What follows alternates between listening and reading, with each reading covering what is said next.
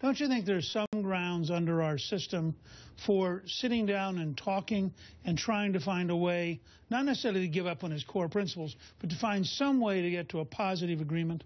Well, first of all, let's look at the history of this. The president has done that. The president did that with Speaker Boehner during the debt default fight in 2011, and Speaker Boehner walked away. He offered this year something that we're opposed to, and that most Democrats are opposed to. He offered something called chain CPI. He has put stuff in his budget that is a compromise on the big budget issues of the day and trying to reach some agreement on spending and deficit reduction. What he has said is the Rubicon he won't cross is trying to chip away at Obamacare. That's not part of the budget process. And in fact, shutting down the government is not going to stop Obamacare. Defunding Obamacare is not going to stop Obamacare. First of all, negotiating with a gun to your head is no way to negotiate. I mean, roll back your signature domestic achievement, or we'll shut the government down is not a negotiation strategy that is appropriate. See, Republicans can't take yes for an answer. Yeah. They right now have got sequester level funding in the CR. That's what they wanted. That's not what Democrats want. They should declare victory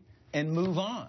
What's most, I think, frustrating about the debate is the rhetoric does hide the substantive argument.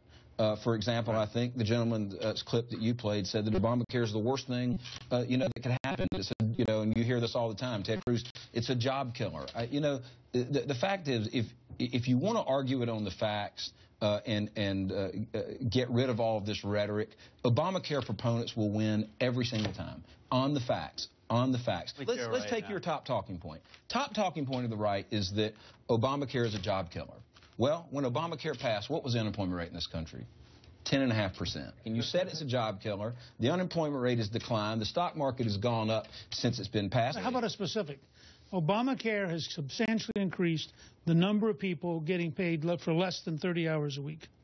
Well, Mark Zandi did a study on that, went through all of the Labor Department data on this, could not find any credible evidence in the aggregate. Now, you have some companies, especially companies, many CEOs of which supported Mitt Romney, and many of which probably supported you, that want to make a show that come out, well, we're not going to cover this, or we're not going to cover that, or we're going to reduce these hours. But in the aggregate, there's no evidence that companies are doing that.